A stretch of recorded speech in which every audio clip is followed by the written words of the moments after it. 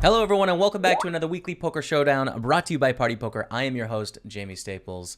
This week, we have an exciting show talking to ALLinPav, a member of Party Poker Team Online, a legend on Twitch, plays the highest stakes tournaments that you can find, a bunch of 500s. Usually every day is in for like 10,000 in buy-ins, even just on normal days. So amazing to watch his journey. It was great to pick his brain and talk a little bit about how he's got to where he's got to from playing small stakes just a couple years ago.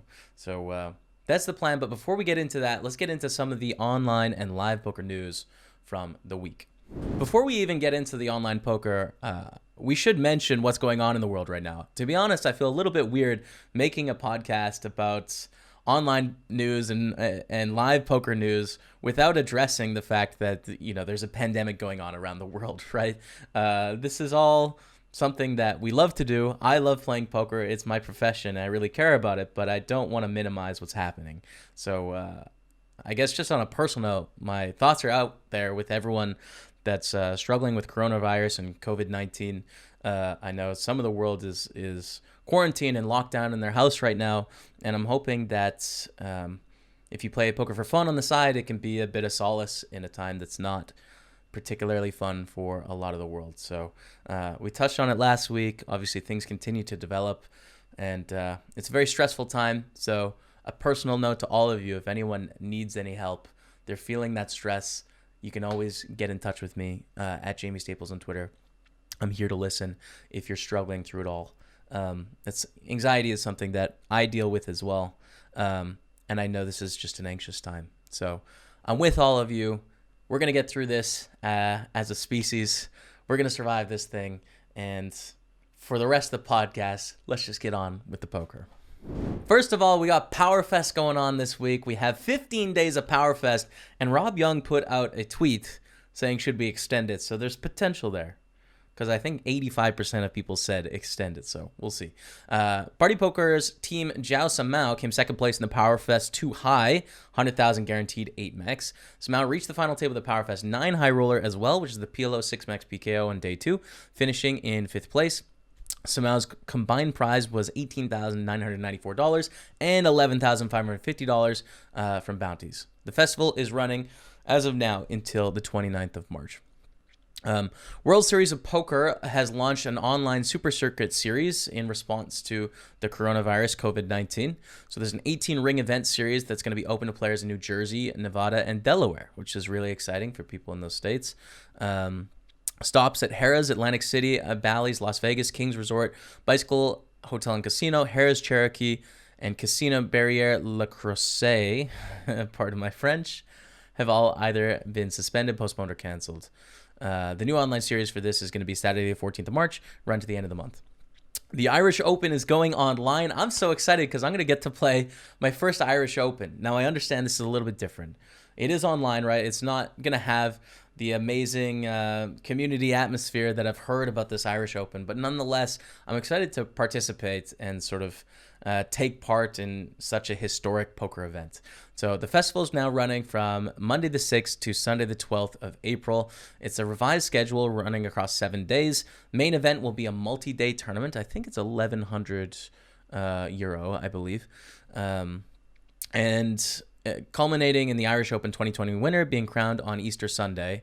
Party Poker Managing Director Tom Waters said, "We're delighted to be associated with Europe's oldest poker festival. The Irish Open is a truly unique event, and following the disappointment of its cancellation this year, an online Irish Open festival looks a perfect fit for both organizers and Party Poker." I think this is a win-win. You know, people that love this event and want to play have an opportunity to do so online, all from isolation in their homes. And this is great for Party Poker in that some of the live poker players get to experience Party Poker for the first time playing the event. So I'm very excited to play. I will be streaming it, and I look forward to it. Live poker news. Some of the last live poker news we'll have for a while here, I think. Phil Ivey has secured his first tournament win in 2 years. He won the $50,000 short deck event at the Party Poker Millions Super High Roller Series in Sochi.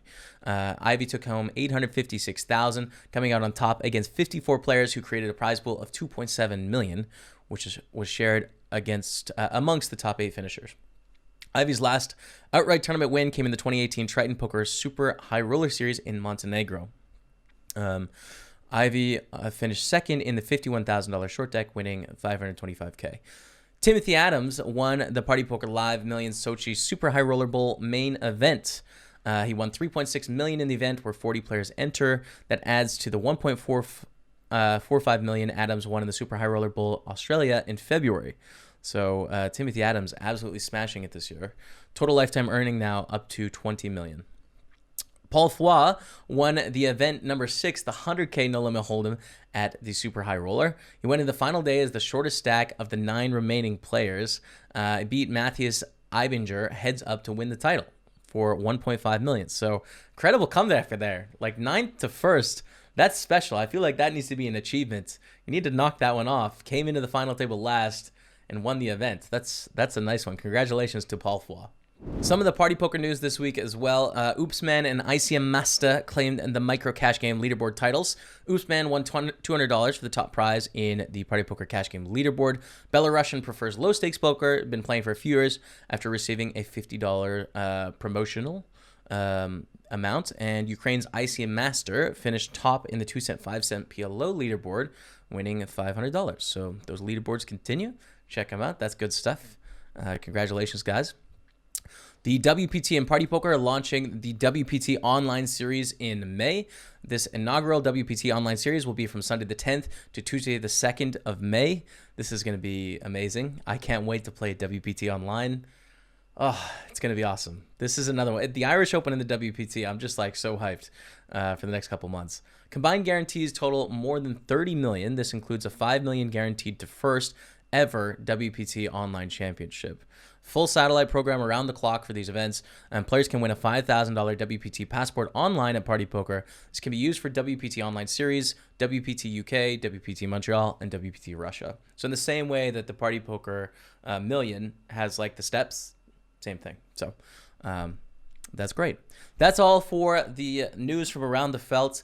Now let's get into the interview with ALLinPav. This guy has been on such an amazing journey. You're going to hear about it in the conversation that we have. I remember seeing him, and he was playing cash games, streaming them to, like 70 people 3 or 4 years ago, and just playing the small stakes, right? And how we've seen him transition from that to where he is now, playing in like all the 500s that he can find, playing in all the 320s that he can find, and like really going through these massive swings and sharing the process on Twitch. It's an incredible journey, and something that I think there's something to learn from for everyone there. Even if you're one of the highest high rollers, like his process has been really amazing. And if you're a small stakes player, I think it's an inspiring journey. So without further ado, interview with ALLinPav. Joining me on the podcast this week, I have fellow Party Poker Team Online member, ALLinPav. Hristivoje, is that officially your name? You're sort of good. It is my name officially, but people go by Alan, Pav, or Pave. Okay. And I actually want to cover this because a lot of people don't get it. I've even received quite a few DMs on Twitter where people refer to me as Alan when they want to like try and plug something. Right. I ended up hosting some Russian streamer, I can't remember, a long time ago, and they read ALLinPav as ALLinPav. Like that's how it came out. Right. And one of my viewers picked up on it and just kept calling me ALLinPav, and I was like, "What? I don't understand this. Like, what is this? What is this word? Like, I didn't know that it was. I thought it was like a brand or something, so I didn't get it." And then someone explained it to me. I was like, "Wow, that is the funniest thing ever." So right, I just stuck with Alan. Yeah, man. I fell into the trap because someone called me out. It's like, actually, Jamie, it's ALLinPav. And I was like, what do you mean? So I mean, we've known each other for a long time, but I was really questioning everything. I thought it was ALLinPav my whole life. And I thought Hristivoje was like the sweet like hometown name that you rolled with. So this is, thank you for the context on the story to start off the show here, Pav. I appreciate it. The actual pronunciation of my full name is Hristivoje Pavlovic, which is like, it's Serbian. But growing up, kids at school tried to say it like Hristivoje, which then turned into Hristivoje, which then turned into Chris, and then Pav because my last name is Pavlovic. Right. And Pav has been like my primary name really throughout my life. Okay, right. Did you grow up in in Australia, where I know you from, or did Yeah, you grow up in Serbia? In Australia. South Okay. South Australia. My parents grew up in Serbia. They both left at around 4 and 5 years old, I think. So yeah, their parents came to Australia when they were really young, and yeah, they didn't speak any English. Their parents, it is, and I'm pretty sure both my grandparents um, ended up learning English through their son and daughter. Right. Okay. Wow.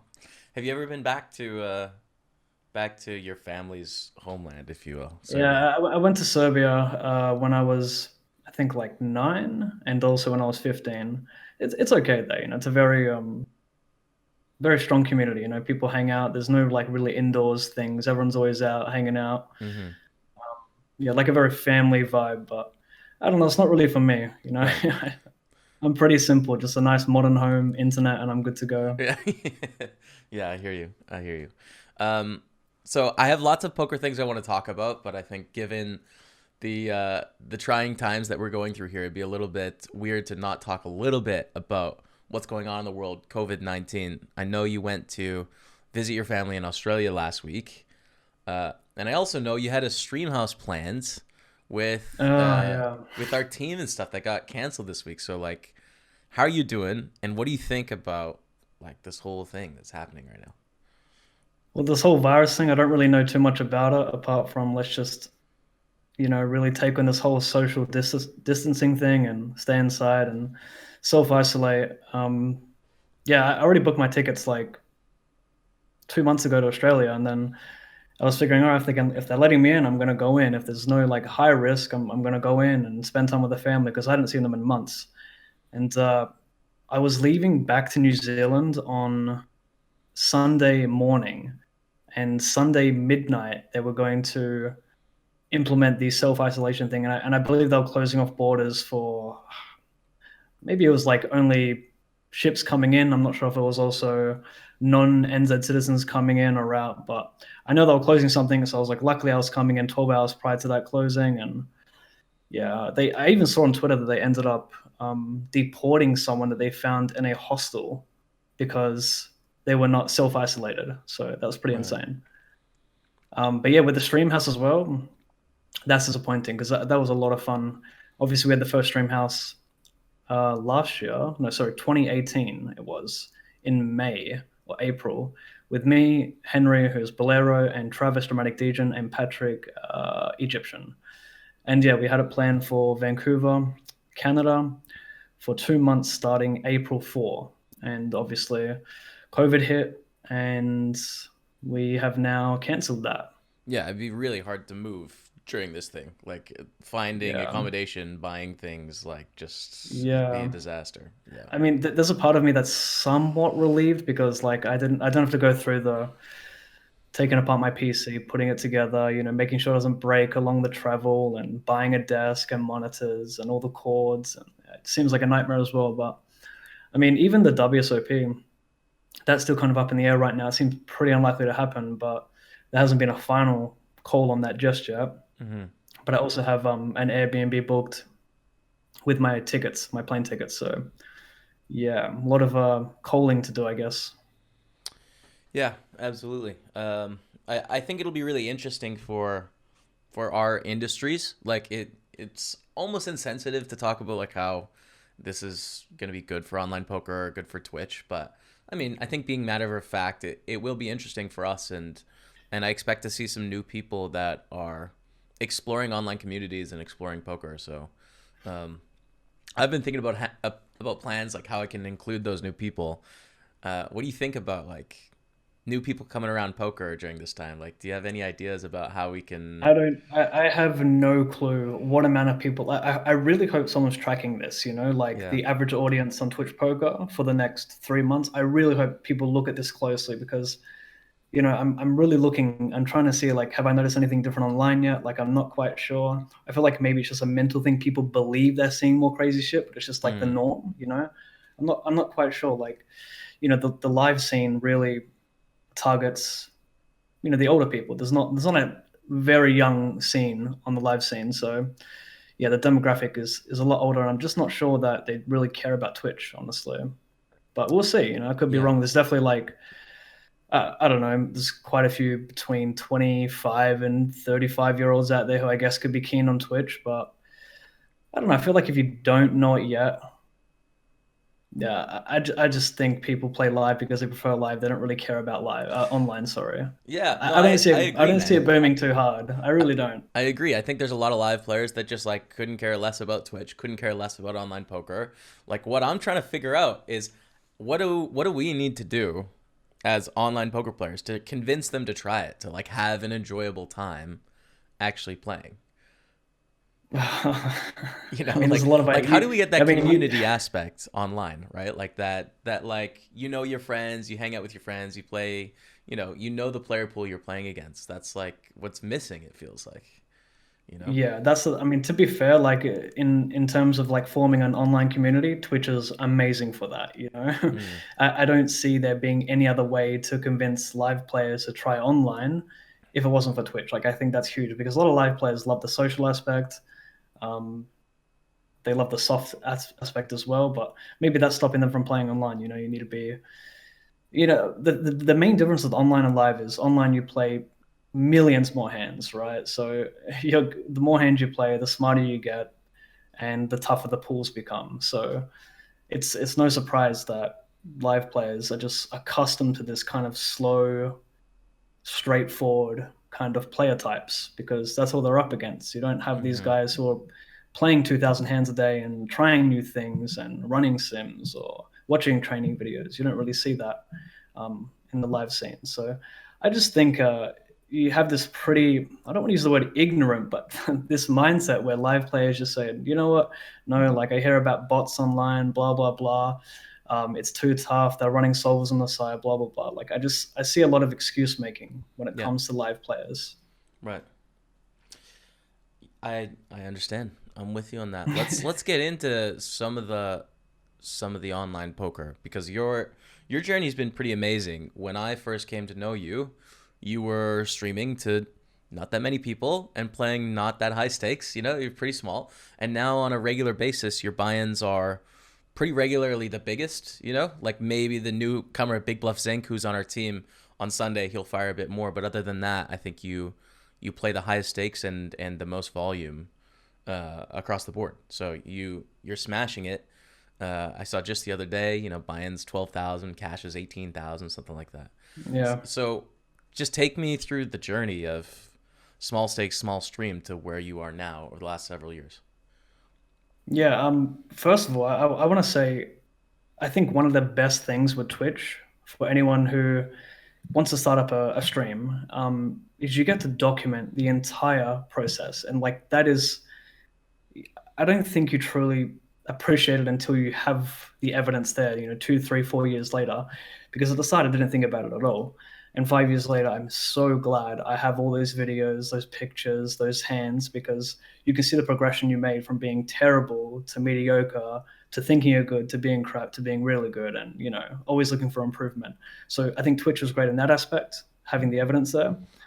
As for the actual transition, it's a slow grind. I mean, I always say this on my stream that poker is not a get rich quick scheme. It's like a disgusting slow grind, and you're just not going to make a bunch of money unless you put the volume in and work hard and look to learn new concepts and improve something minor at least every day. But yeah, I started with. I mean, the first when I discovered Twitch was actually funny. I was following Nanonoko on. I liked his Facebook page, and Mm-hmm. he posted, going live on Twitch. And I was like, "What the hell is this?" Opened it up, and he was hosting you, I believe. So you were the first streamer I saw, and I was like, "What is going on here?" And I remember one of the first things I wrote in your chat. I was like telling you how to use a hotkey to like tile tables or something, and you were like, "Yeah, man, I know how to do that. Thank you." Anyone was like, "Wow, this guy's so nice." Blah blah. And yeah, then you ended up hosting. You hosted Kevin one day as well. Then I like loved watching Kevin as well. So like you and Kevin were the streams I like pretty much only watch. And I also love watching Travis, Dramatic Dejan, a bunch at the start. So you three, but like Kevin was my favorite. I remember I would honestly watch his stream while I streamed. It was ridiculous. Yeah. So he yeah, he is I he is the remember that. people's champ, dude. His stream has got to be the crowd favorite over the years. Like he doesn't have the following of like Alex Veldhouse or Jason Somerville, but But Kevin Martin, dude, he is a cult classic. Like, people can cite specific streams from his history of streaming. So Yeah. I'm with you on that, man. I hear you. Yeah, Kevin gave me my first host as well, I remember. And because we both FT'd some like $9, some $8.80 tournament. And yeah, he chucked me the host, and I remember freaking out, like telling my friends later that day, later that week, like, yeah, I got host with this many people, blah blah blah. And I don't know, good times starting out. I started out with cash games as well. I was playing a lot of 25 and now, and I was pretty unhappy playing cash games because cash games are tough, man, as well, right? And it's also very tough to keep it entertaining for the stream because there's Mm, no like beginning, middle, and end, right? It's just a lot of like free betting ranges don't really change pre-flop. You're always 100 deep, yeah. and yeah, there's no end goal really. It's just like let's try and lift our win rate here. No one really cares about that. But if you have someone who just FTs some micro stakes tournament, 1,000 player field, hundreds of people want to tune in and watch that. So I Yeah. was like, all right, I'm gonna try tournaments. That is the problem. And no one has really solved the cash game thing yet, except for bankroll challenges. They seem to do okay. But other than Do they that, though? they do okay, Do man. they They do though? okay. Not great. I don't know. I remember Doug put this beautifully. Like he said, this is the reason why people quit their bankroll challenges. Like they might go from playing medium stakes, high stakes to saying, let's do a bankroll challenge. Let's start with $100. Let's play micro stakes here. Play 2 cent, 5 cent, 1 cent, 2 cent, whatever it might be. And then people tune in and they say, oh, this guy's betting 7 cents. He's betting 14 cents. It gets boring, and it gets boring quickly, Yeah. and they think it's a cool idea at the start, but like less people start showing up for a reason. I think the main people who love that stuff are the people who are in the same position. They want to start doing their micro bankroll to Hmm. like the low stakes and medium stakes, the high stakes. They want to see how it's done. But The yeah, I strategy think aspect, like if you yeah, they want to yeah, see the strat aspect yeah. because they're super keen on it. They want to become a professional. I mean, a lot of people do. Hmm. But I think the best way to become a professional is just invest in yourself. Like I would honestly say, if you're looking to truly become the best player you can be, I would never watch Twitch in terms of learning something. I would always watch it only for entertainment, and that's what I personally do. Just I watch it only for entertainment because at the end of the day, every streamer out there, it's not our job to teach you new concepts. Our job is to keep you entertained. Right. And there's a reason why Twitch is so addictive. It's fun. And at the end of the day, studying isn't fun. Right. Yeah. Yeah. So, Yeah. Yeah. yeah, if you really want to get better, I would invest in yourself. Sign up with a training site. The Upswing Lab, for example, that's where I started. Then I started watching the advanced courses. And here I am. It was Yeah. just a lot of video watching, a lot of talking hands with friends who are on the same skill level as me, being lucky enough to find people who are slightly better than me, teaching me things as well. And yeah, just really being honest with yourself, like what could I have done better today? Like I think a common thing we see on Twitch is a lot of streamers like to bullshit the things they're saying just to kind of win the approval of their audience. I think there is absolutely no shame in sitting there and saying, I have no clue what I'm doing here. I, Mm. I'm just, I don't know. Chat, if you have any ideas, let me know. And with those ideas, please give me a reason as to why you think I should play it this way. Yeah. So yeah, There's I think there's defensiveness, I nothing wrong with it. think. You You know. just need a bit of humility and Yeah. honesty, and I think you'll be surprised with like the audience you win over. So yeah, I'm always preaching like how I suck at the game because it's not even close to being solved. It's a very tough game. Yes. Yes. I totally understand. I think there's a lot in there. Um, I think something that I really struggled with in the beginning is like when you have a voice to an audience, and obviously when you're doing things in poker, you're doing them because you think they're the best, but you acknowledge that you don't know. So like you don't Mhm. know for sure, but like this is what I think is best for now, right? Based on X, Y, and Z. Um, so like communicating that in a way is a little bit weird because you're doing the right thing based on the knowledge that you have. There's very little gap, at least in my mind, between execution and knowledge in poker. It's like if you screw up a lot in a spot, it's because you don't have the knowledge you need to execute it correctly. Which translates weirdly on Twitch because I think sometimes streamers can come across as arrogant, as like, well, I'm going to do this because of this, and that's the right play. And even Mhm. if they win the hand, it's like, well, and people, get at you and you get in an argument about it. It's just like, well, I think this, and this, so I did the right thing, you know. And it could be Yeah. wrong. Like if you throw it into a solver, like it could be completely wrong. But you have only your knowledge, and that's all you have to execute with until you study. Um, I mean, what I learned over the years is you can't please everyone. You no, know, no matter what you no, do, no matter how great a stream is, you know, no matter how well you believe you conveyed information, someone's going to be annoyed and someone's yes, going to say something. And it's such an easy spiral effect. One person says one thing, and then someone might be trying to defend you, which then starts something else. And it's just, you're never going to please everyone. So yeah, I think as a streamer as well, you got to kind of master the art of not caring and doing your best hmm just to kind of stay focused, ignoring those comments. And at the start, they used to always get to me. Like, oh, I'd always think about them, and like you could get 100 positive comments and one negative one, and that one would stick out. You'd be like, you know, like you'd use that as motivation as well to like get better. Um, but yeah, yeah, that would be one of the main things as a streamer. That's excellent about streaming, right? Is you get to you master the art of not caring, and I think that's essential in life as well, not just streaming. hmm yeah. I agree. I want to get your thoughts on one thing, which you said. I think it's better to study on other platforms, but I don't know if you remember when you first started playing, like learning new concepts. Like when you first heard the term range and you're like, what's range? Yeah. Like what does that mean? And then you learn about it and you start thinking about it and it's so exciting, right? Because it's this new big thing and you're starting to figure it out.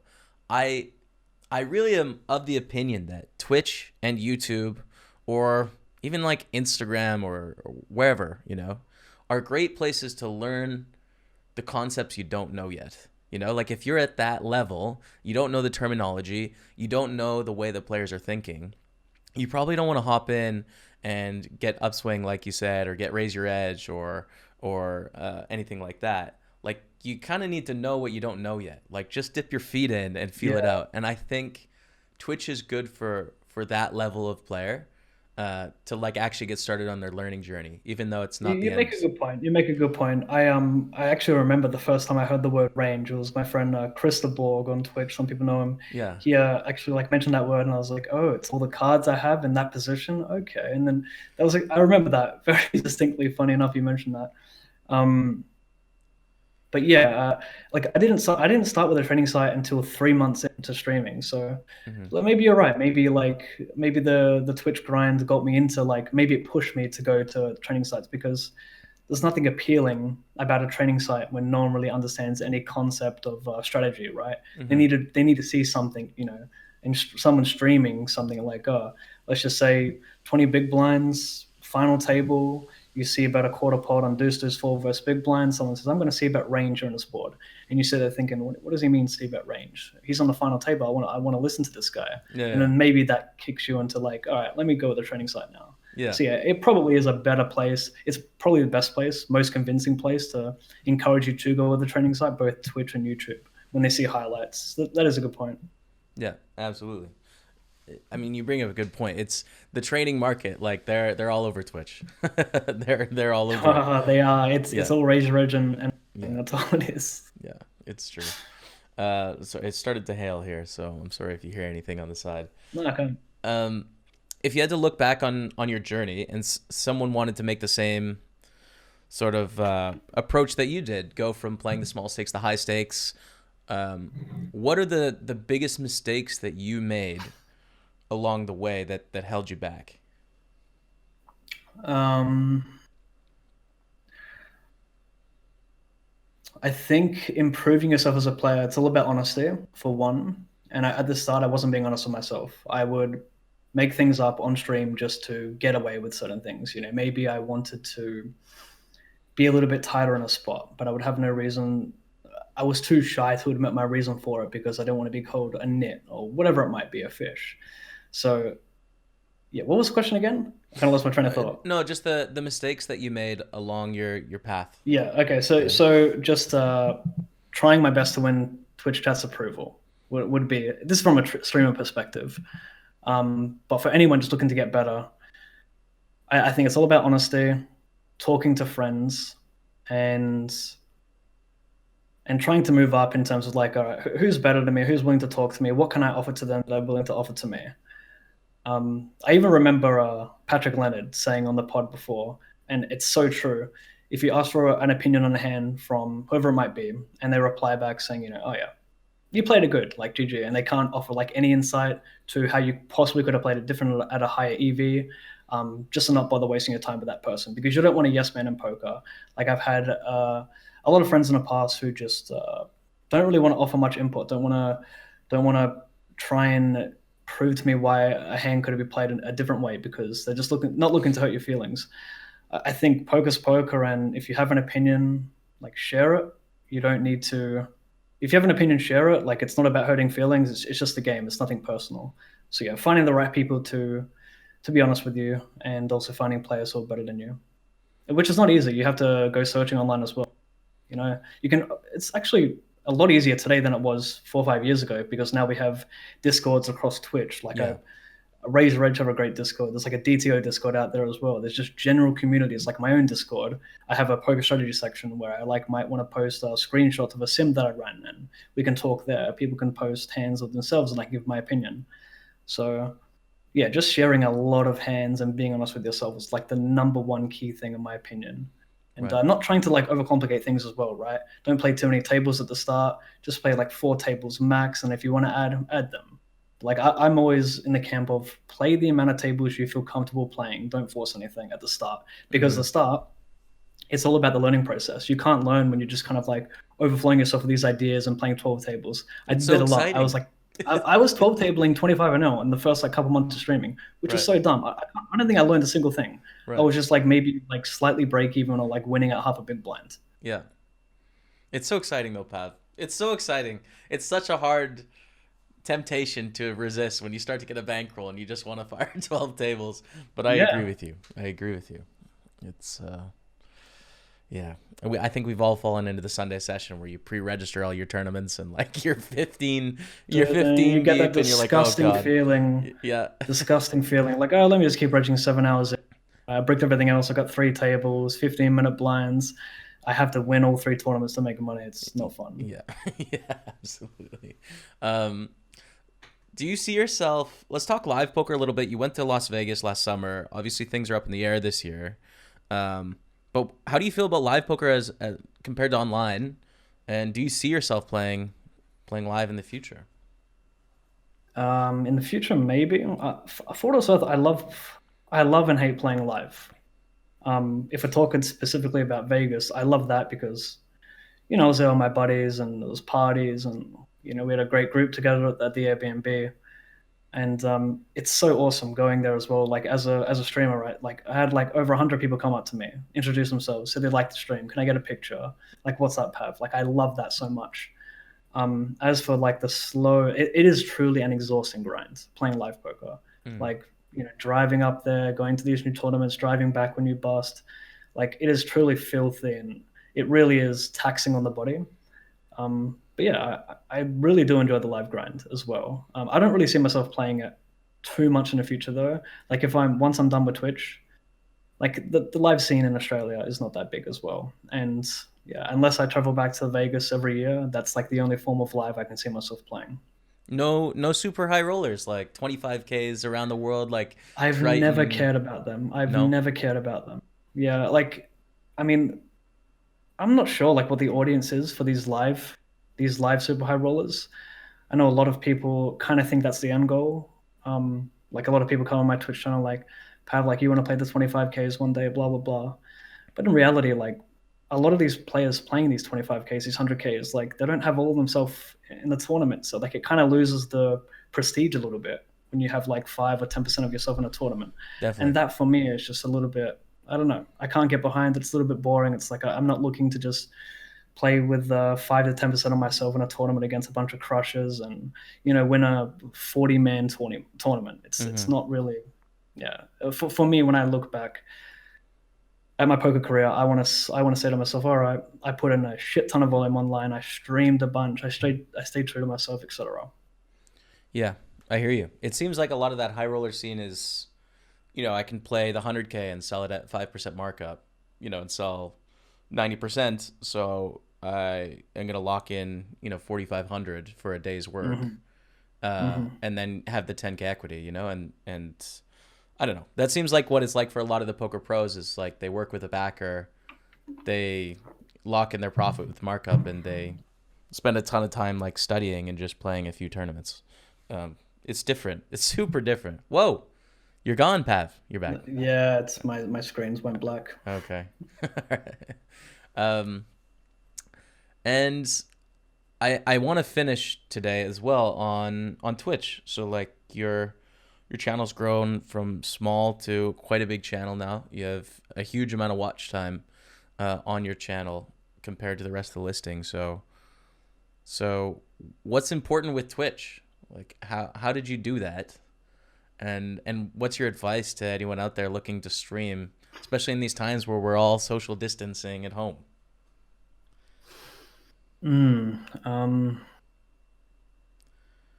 My advice for putting in volume. It doesn't have to be volume, just to have a successful Twitch channel for whatever that may mean to different people. Yeah.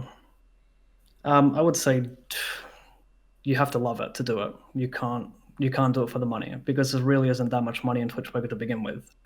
Unless you get some kind of a sponsorship, you're not making much money apart from the profits from poker.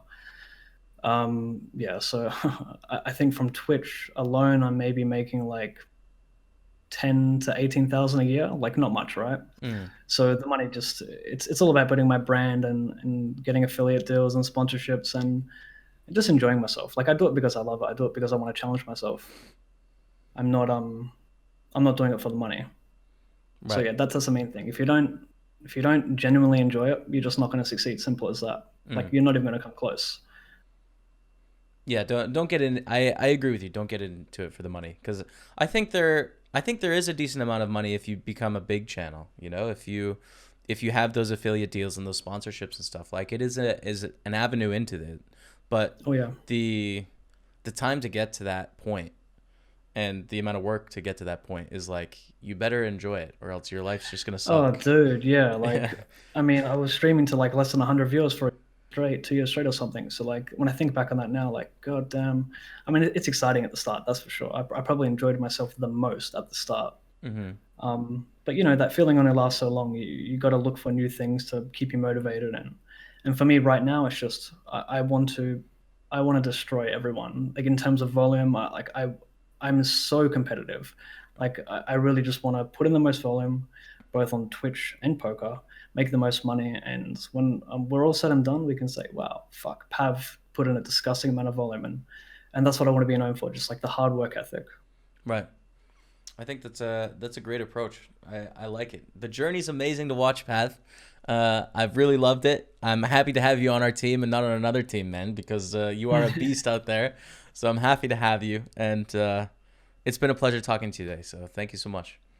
Cheers, mate. Thank you. Plug some of your stuff. Where can people sweat you? Not just on Twitch, but around the internet, man. On YouTube as well at ALLinPav. Shouldn't be too hard to find. And ALLinPav on Instagram as well, where I post, I don't know, funny hands and whatnot. Cold coffee. I mean, I'm mainly on Instagram for my. I'm mainly on there for just like stories, you know, like my social life, what I'm doing. People, I don't know. I don't use it too much on poker nowadays. It's more so just updates on my story every day, and yeah, I'm very transparent with everything. I don't know. I like it that way. What's the story with the cold coffee? Because I feel like every story, there's the pouring of the ice cold coffee. Is it a must? Like must do thing? I hate hot coffee, right? But I love iced coffee. But I didn't know how to make iced coffee, so I spent like a couple weeks learning how to make it, buying a French press, a grinder, and coffee beans. Like I was using just grinded coffee as well, and yeah, ended up learning how to make iced coffee with the correct recipe, and now I'm in love with it. Like it truly wakes me up. Coffee's amazing. I've never tried an iced coffee. I'm literally too afraid because it will change you, dude. It's so associated with a warm, steamy coffee. I struggle. Bro, trust me. You can have iced coffee in the cold and the hot. It's amazing. It doesn't discriminate. Not to mention, put a bit of sugar in there as well. It's amazing. It's almost like having a milkshake in the morning.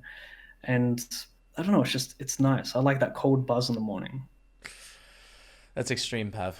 But perhaps this is your success. Yeah, I mean, you can have it straight too. You don't need milk. You can just have it straight. Be raw. Yeah. I'm with you on that one. I like the black coffee. Give it a shot, mate. All right, Pav, thank you so much for your time. I really appreciate it. Everyone out there, make sure you go check him out on Twitch and on YouTube. Chances are he'll be live when you pop in. We finally got this interview in New Zealand hours. It's a rough one, but thank you for staying up for me today. And yeah, we'll follow up again in the future. Hope things continue going well. Cheers, Pav. Cheers, mate. Big thanks to ALLinPav for coming on the show. What a story. What a guy. Looking forward to following up with him in a bit here. See how he's getting on. So before I let you go, we have the JS Poker Hero competition where I give one of you a $215 Party Poker Million ticket so that you can hopefully represent the podcast strong and go on and win that event. That's the plan. Now, this week we had David Grant playing the tournament for us. Unfortunately, David Grant busted the first hand facing a raise with Jack-Jack. The flop was Jack-9-8. And he busted on hand 1. Queen-10 raised under the gun. Called a 3-bet. Ugh. David, I'm so sorry it went like that. Thanks for trying your best. You flopped top set. I don't blame you in the slightest. But GG. GG, my friend. Thank you for playing. Hopefully next time. So this week's competition... we're going to guess my finish position. The closest guess is going to win a $215 Party Poker Million ticket. And the Power Fest I'm going to choose, I just opened the lobby here. I'm going to choose Power Fest number 50 high, okay? And this is a $109 rebuy. I haven't played a rebuy in like years. Just a conventional rebuy? Okay. I'm just used to re-entries at this point. A rebuy, I'm down. So a $109 rebuy. This starts at 5 p.m. UK. I might late register this a little bit. It depends what I'm doing on the day. But guess my finish position in that event. I expect it to be a large event. And closest to is going to win a $215 Party Poker Million ticket where you can represent the podcast strong. Do your best to win the tournament and usually around that $150K first prize. So that's it for this week. Thank you all so much. Stay safe out there. Stay healthy. I'm thinking about all of you right now. Once again, you can always get at me at Jaime Staples on Twitter. And, of course, on Twitch. I'll be streaming a bunch this week. That's going to be it from me. Until next week, we'll see you later.